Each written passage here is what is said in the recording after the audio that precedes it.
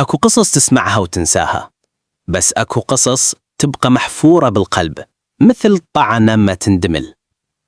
قصة اليوم مو مجرد حكي عن طبيبة، لا، هي سالفة إنسانة عاشت بينا، حاولت تساعد غيرها، بس بالنهاية راحت بطريقة غامضة وخليت العراق كله يوقف محتار. هاي قصة الدكتورة بان زياد، البنية اللي ابتسمت للكل بس ما قدر أحد ينقذها.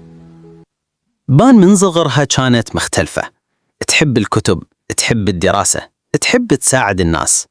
أهلها بالبصرة يقولون عنها من كنت صغيرة تبكين بذا شفتي واحد موجوع. كبرت ودخلت كلية الطب وما اختارت اختصاص سهل، لا، راحت للطب النفسي. قالت وجع الروح أصعب من وجع الجسد، وأني أريد أعالج هالوجع. تخرجت وبلشت تشتغل طبيبة نفسية بالبصرة.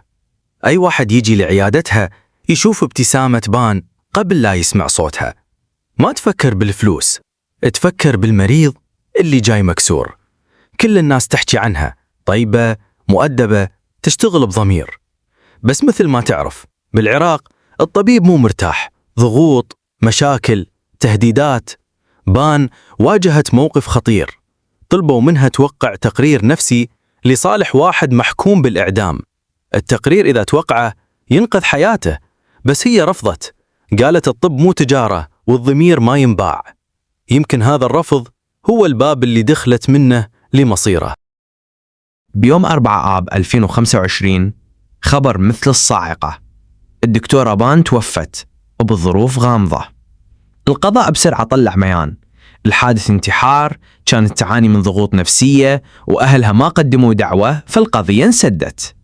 بس الشارع العراقي ما اقتنع. ناس حكوا إنه بجسمها آثار خنج وكدمات، وسوالف طلعت هاي مو انتحار، هاي جريمة مسوينها شكلها انتحار. وصارت القصة لغز كبير.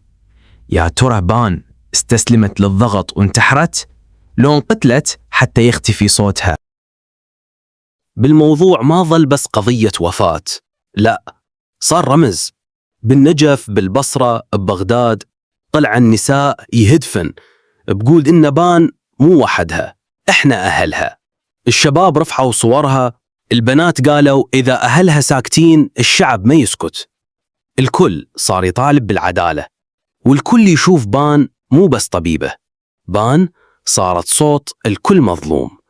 الحكومة حاولت تتدخل، رئيس الوزراء أمر بتحقيق عاجل، والداخلية شكلت لجنة، بس النتيجة نفس الحكي، انتحار. وانقسم من الناس قسمين، قسم يقول إيه انتحرت وضغوطها قتلتها، وقسم قال لا، هاي ضحية جريمة كبيرة واندفنت الحقيقة وياها. بان اليوم ما موجودة بينا، جسدها غاب، بس صوتها بعد حاضر.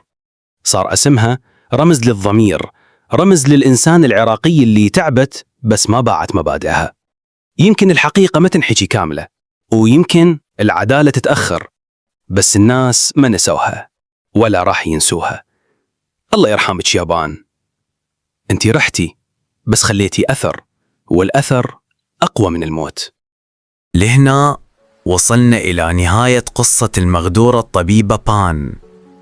إذا عجبتكم القصة لا تنسوا لايك للفيديو والاشتراك بالقناة. دمتم في رعاية الله وحفظه.